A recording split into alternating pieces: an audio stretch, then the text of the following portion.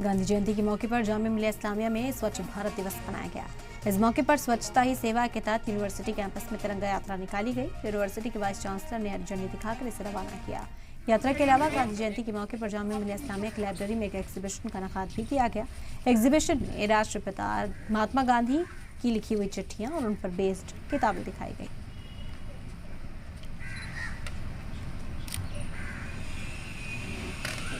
जामिया में आज गांधी जयंती के अवसर पर विभिन्न प्रोग्रामों का आयोजन किया गया है। आज सबसे पहले कुलपति के कार्यालय से एक रैली निकाली गई है।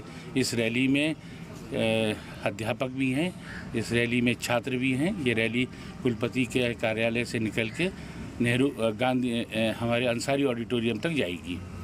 दूसरा प्रोग्राम ये है कि हमारी जो लाइब्रेरी है उसके अंदर एक व्याख्यान रखा गया है। एक हिस्ट्री डिपार्टमेंट के प्रख्यात अध्यापक हैं प्रोफेसर गोपीनाथ, उनको आमंत्रित किया गया है कि वो गांधी जी के आदर्शों के बारे में, गांधी जी के मूल्यों के बारे में एक वक्तव्य दें।